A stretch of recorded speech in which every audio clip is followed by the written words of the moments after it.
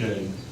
Now here's something here's an element that's also vitally important to achieving success, and we must have the ability to overcome adversity. We have to understand that trials and tribulations will come. That's a reality.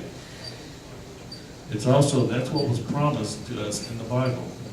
It doesn't say, the Bible doesn't say that trials and tribulations might come, or that we may face them.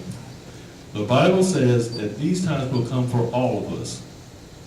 But the good news is that through these challenges, our characters are revealed, and they're also given an opportunity to grow. The Apostle Paul reminds us that when he says, and we rejoice in the hope of the glory of God. Not only so, but we also rejoice in our sufferings, because we know that suffering produces perseverance. Perseverance produces character, and character produces hope. Romans chapter 5, verse 2 through 4. Blessed is the man who perseveres in the trial, because when he has stood the test, he will receive the crown of life that God has promised to those who love him. James chapter 1, verse 2 through 3, and verse 12. So the question is, when the trials and tribulations come during your game, what is your foundation built on? That's the question. What do you have underneath you? What's going to help you through that barrier, through those trials? Let me rephrase that. What should your philosophy be based on?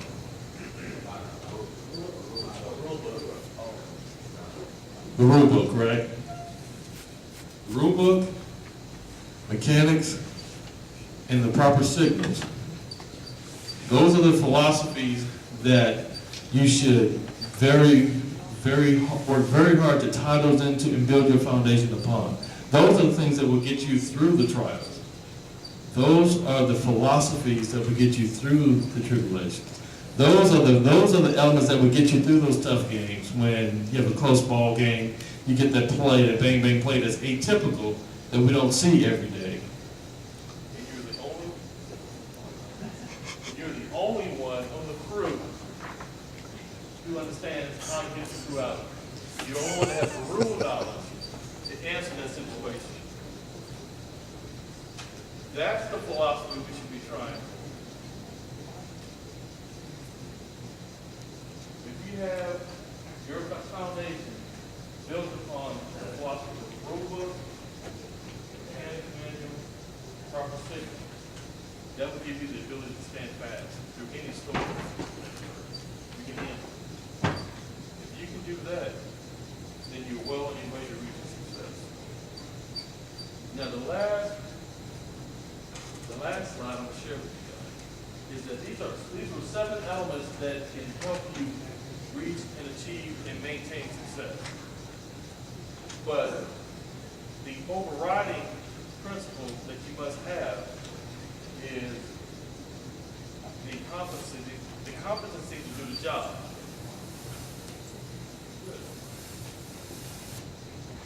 Without the fundamental level of competence, it's unrealistic to think about promotion, or rising to a greater level, or a high level in officiating.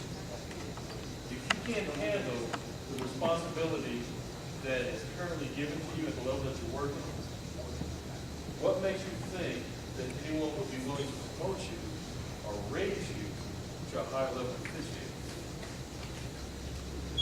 So yes, we have several elements that we should keep in mind if we want to reach success. We have several elements that we should always keep in mind if we want to reach the goals we set for ourselves. But the first thing we need to do is to develop the ability to work at the level we hope to achieve. And how do we do that? Someone tell me how we do that. How do we achieve that? Working hard, preparation. What's preparation? How do we prepare? Study the book. So what's an exercise? Exercise is important. I'm still waiting. Training. Thank you. How can we ever hope to be competent in what we do if we don't train, if we don't study? In order to prepare for any given season, we have to prepare ourselves first. Before we can start worrying about building that crew dynamic, those crew philosophy, that crew mentality, we have to be ready. We have to prepare ourselves. So the best way to do that is through active training, getting that information you need, and then studying the rule book, asking questions, participating in meetings, positioning yourself to achieve and to accept success. If you don't position yourself, you'll never reach it. You can want it all you want to. You can hope for it. You can look for it. But if you don't prepare yourself, it's not possible to achieve it. All right, does anyone have any additional questions for me? Does anyone have an example that ties in with the examples I've shared with everyone tonight that would help you reach success in what we're going to officiate?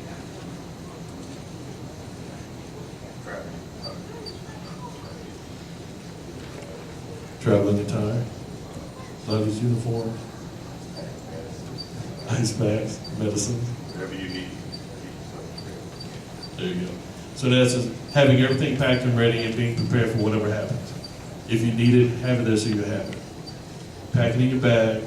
Make sure you have everything you need to work the game. Have all your equipment.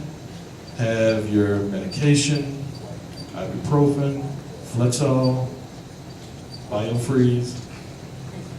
Make sure you have everything you need and stronger. Who out here? No one still uses horse liniment, do they? Oh, I'm sorry. Robert's old school. That's skinny. Okay. All right. Whatever it takes. Make sure you're prepared and take it with you. Robert.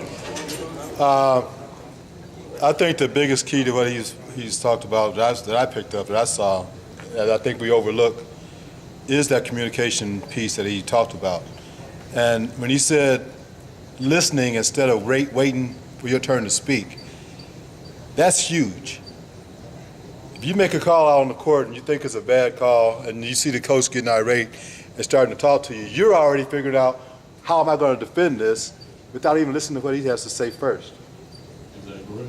Okay, so you already formulated in your mind, how are you going to explain this call before the coach hasn't even said anything. So you're not really listening. All you're doing right now is he's talking or she's talking, and you're waiting to respond. So we really got to be, really cognizant of that when we go out in the ball game. Excellent point. Any other observations that anyone would like to share with the group as far as achieving success? Does everyone in here want to be successful? Yes. I'm waiting for a no. Okay, does everyone understand or have an idea of what it would take for them to be successful? Does anyone have any doubts about the steps they need to do, what they need to do as an individual to reach their goals? Only thing I can tell you is that everything you need is available. Any questions you have, the answers are available. You can reach out to any one of us and ask us. We will help you with everything that we have. Okay? All right, thank you for your time, your attention, participation. I appreciate it. And we are going to roll right into Rule 7. Did anyone not read up on Rule 7 this week? Carrie will be the first one on stage.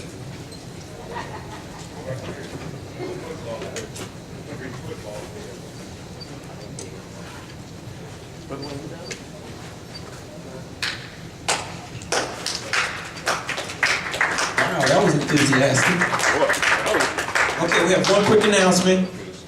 Sarge has an announcement. Whatever you got sitting in the chair, get ready to pick it up because we're getting ready to move. Okay? We're getting ready to move into groups of 4s. So right after the announcement, Mark is going to tell you which cruise you are in. We're going to move into cruise of 4. But first we have an announcement from the living legend. The last 2 years we have been doing a tournament called the Putnam City North PCN Annual IDC Clinic. This year, they're gonna have it on the 8th, 9th, and 10th of October at PC North, at Cooper, and the Hefner Middle Schools. If you want to participate, represent TOA, I'm gonna pass this little sign-up sheet around. Start over here. Grades are up to, I think, junior high. We'll work Friday night, all day Saturday, and Sunday afternoon will be championship game. We want TOA to be well represented. For those of you who need to be observed, this is your prime opportunity. This will happen. For those of you who want to show that you are ready for the next level, here's the time. This is our first event. We have many more events coming. So the season is just about upon us. Again, this starts at 8. A sign-up sheet will be going around. If you got any questions, just see me.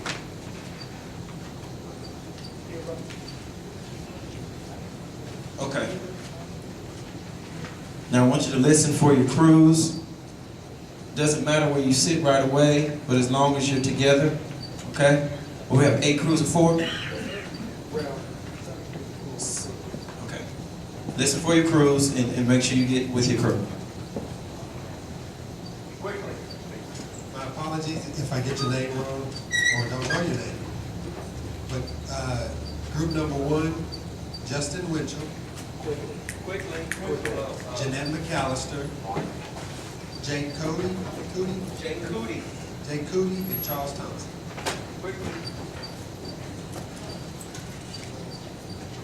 Crew 2, Kerry Sanders, Jay Lakin, Katrina James.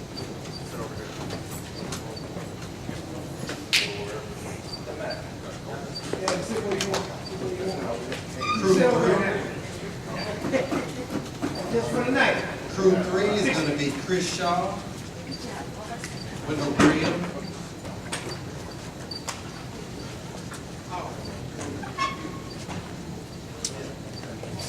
I call you PC because I don't know your names. My apologies. You're with Chris Shaw and Wendell Graham. Remember your crew number. You know how many more? You got 3. Crew number. You're on crew 3. Crew 3 and you have 3. Crew 4, Rick Dupree, Derek Johnson, Jake. Is there a Jake here? Jake Cootie, he's with me too. Jake's already with somebody. Who's Jake? Cootie? No, my crew, crew 1. No, I don't want it. Give me. I'll try to do this. What's your name? Jordan. That's the one, Jordan. That's the big one. And then David Sanders. Rick Dupree, Derek Johnson, Jordan, Mr. Sanders. Crew 5, Derek Grady, Vance Thomas, Jeanette Sun, and Melvin Webb. Each of their bands. Number 6,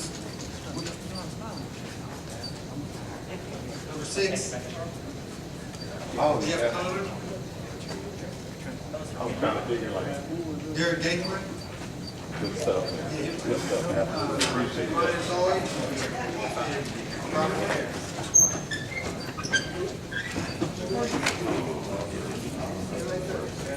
Next crew, Ted Saxton, Reggie Williams, Steve Butterman,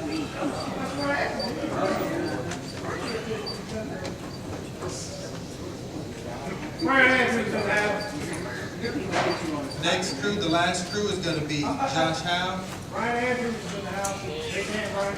Where's Brian at? I don't think Hal's here right now. Josh, I think You got a phone call. Trey Key, David Harmon,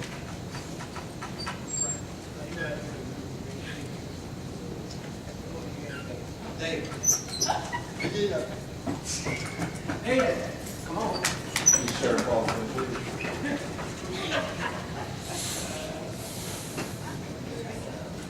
What's his name?